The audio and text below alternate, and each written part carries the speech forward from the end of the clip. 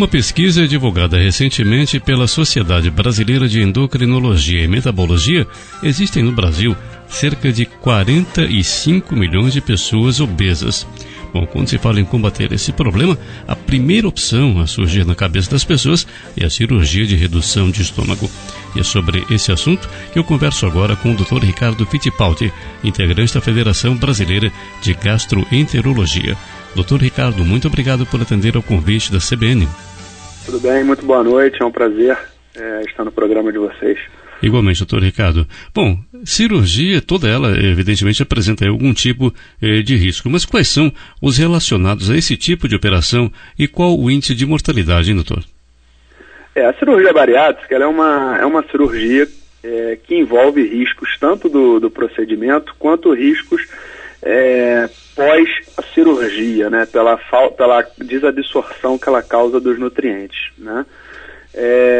Os principais riscos do processo cirúrgico imediatos, né, durante a cirurgia, são os riscos decorrentes de uma anestesia geral, e para a cirurgia bariátrica é necessário uma anestesia geral, né? Isso pode causar arritmias, pode causar choque anafilático, né? São situações inerentes à cirurgia.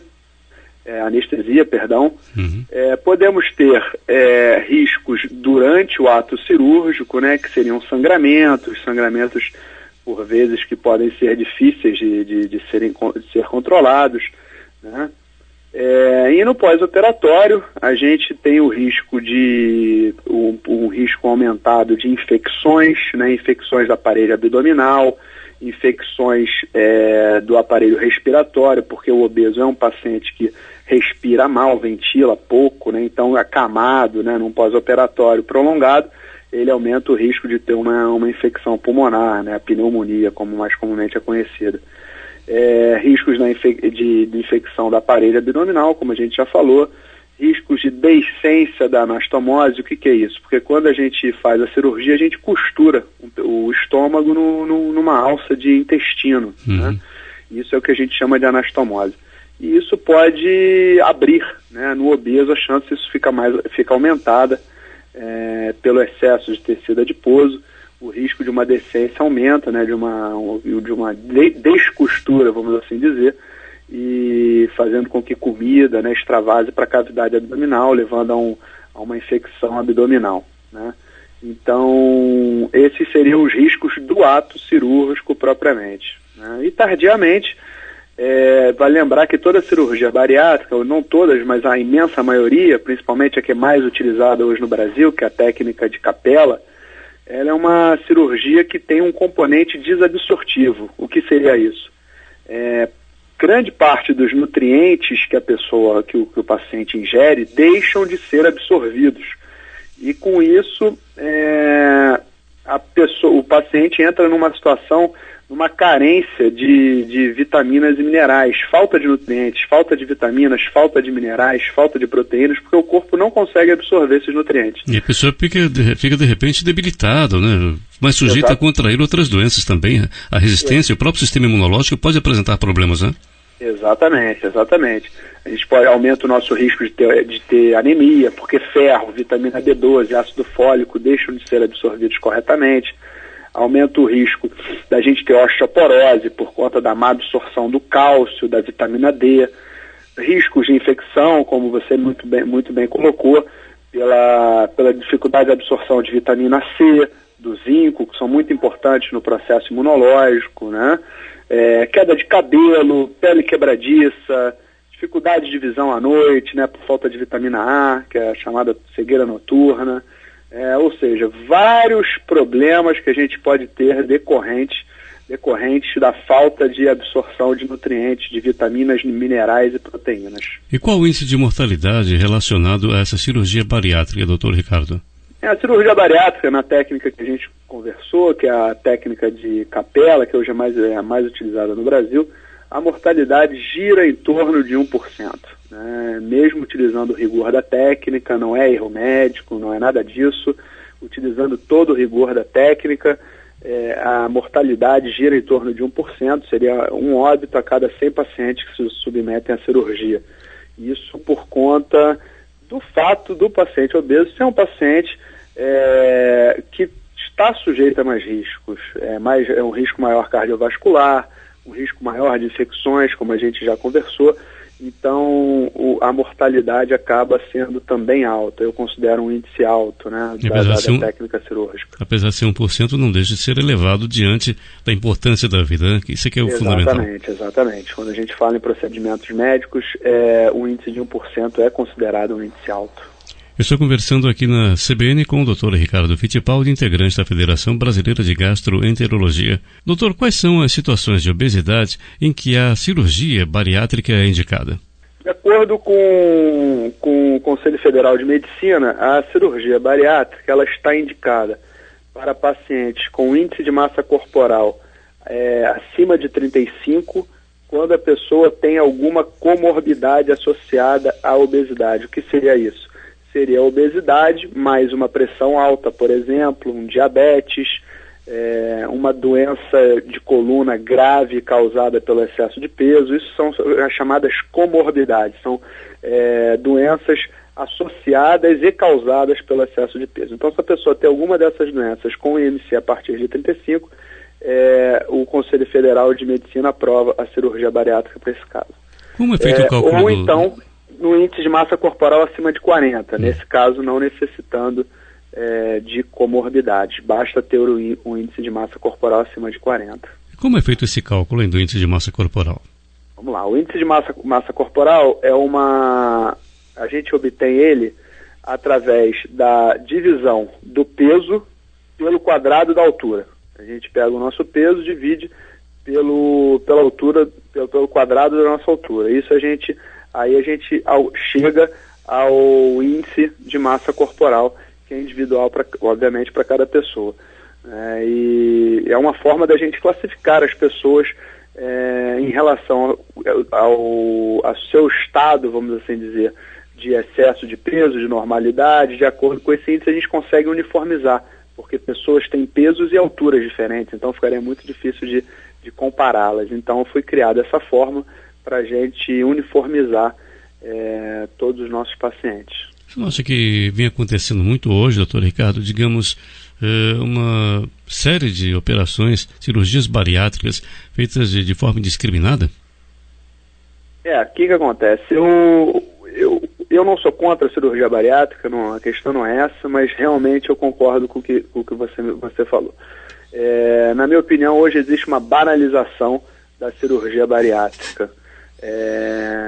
Pessoas que muitas vezes não têm indicação do tratamento e acabam sendo feita a cirurgia nesses pacientes, ou mesmo pessoas que até teriam indicação, mas que poderiam tentar um outro método antes de se submeter a um método agressivo, que é a cirurgia, com alta mortalidade, morbidade, né? Então, eu acredito que antes de submeter a um processo cirúrgico altamente invasivo, seria interessante buscar outros métodos para o emagrecimento e sim deixar a cirurgia para o último dos casos, né?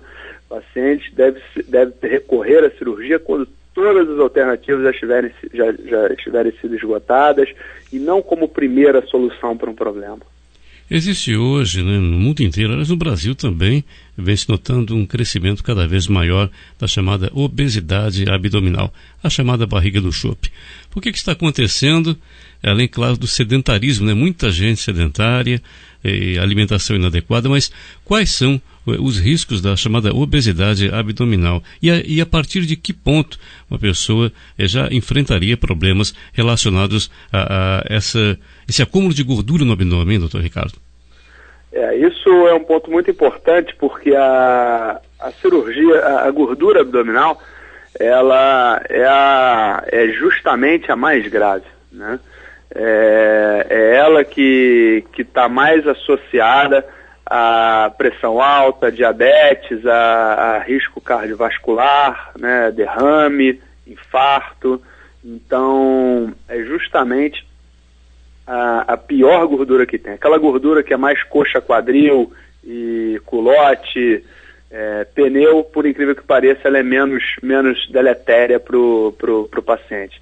A pior realmente é a gordura abdominal. Muitas vezes é visto no homem, né? O homem tem uma tendência maior a ter esse tipo de distribuição de gordura, e algumas mulheres também a gente tem esse tipo de distribuição. Seria a distribuição que a gente chama de androide, né? Ou visceral. Seria justamente a gordura mais grave, né? E isso tem que ser visto individualmente, né? O diâmetro da circunferência abdominal, para a gente classificar a situação de maior ou menor risco. É sempre muito importante aí ir ao médico para fazer essa avaliação. Tem muita gente que leva na brincadeira, né? Fala que acúmulo da barriga é dinheiro, então está em forma de barril, mas a coisa é séria, pode dar origem também a diabetes, aí como o senhor já lembrou, pressão alta, enfim, outros problemas muito sérios. Exatamente, esse padrão de distribuição de gordura, ele é o pior que tem, porque é uma gordura que ela está pelo meio do intestino, né? Por isso que é chamada de gordura visceral. Ela fica pelo meio do intestino, aumenta a resistência da passagem do sangue pelos vasos sanguíneos, pelas artérias, por isso leva a pressão alta. Ela pode se depositar também no fígado, levando a um problema que a gente chama de esteatose hepática, que é a gordura, popularmente chamada de gordura no fígado, que está associada também à cirrose, né? Pode evoluir para uma cirrose, que é uma situação muito grave. Então, essa gordura abdominal ela é extremamente deletéria para a saúde da pessoa, né? Que deve ser a todo custo combatida através de atividade física, uma dieta equilibrada, isso é muito importante. Aproveitando a oportunidade, né, doutor Ricardo Fittipaldi, lembrando para quem quer emagrecer que não existem fórmulas milagrosas, tem que buscar orientação médica. E o remédio que serve para um pode até provocar a morte de outra pessoa, né, doutor? Exatamente. A principal forma de se combater o excesso de peso é através da mudança de hábitos alimentares e da prática de atividade física. Isso é fundamental, né?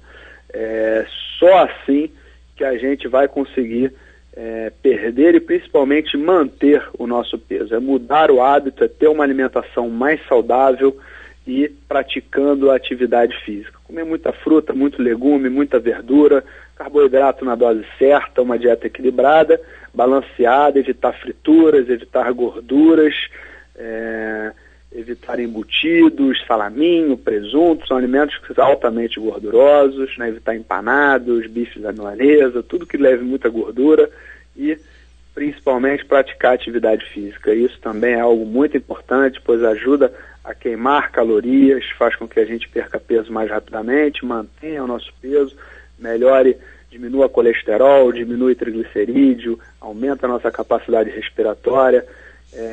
Esse é o princípio básico de qualquer processo de perda de peso. E existem modernamente métodos mais seguros, né, e muito menos invasivos do que a cirurgia bariátrica, que podem ajudar nesse processo de perda de peso, podem acelerar esse processo de perda de peso.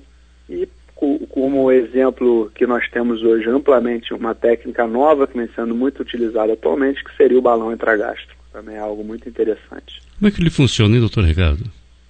O balão intragástrico ele é uma prótese de silicone que a gente coloca dentro do estômago, né?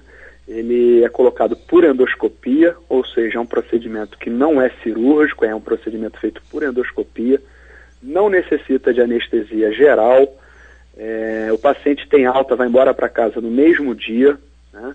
Então a gente coloca essa prótese, que é o balão, dentro do estômago, a gente enche ele com água e ele ocupa 70% do espaço livre do estômago, ou seja, sobra muito menos espaço para comida. Então a pessoa acaba comendo menos porque não há espaço para comida. Além disso, ele leva a uma diminuição da fome, porque o nosso cérebro entende que o balão dentro do estômago funciona como se fosse comida, né? E isso faz com que a gente tenha menos fome.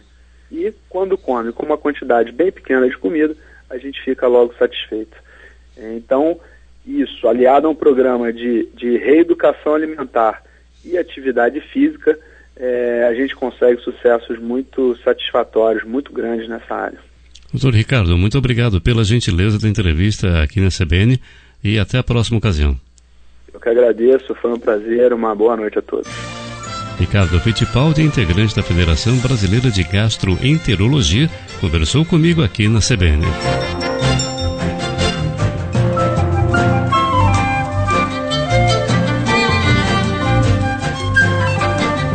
CBN. Agora 2 horas 25 minutos no horário de Brasília.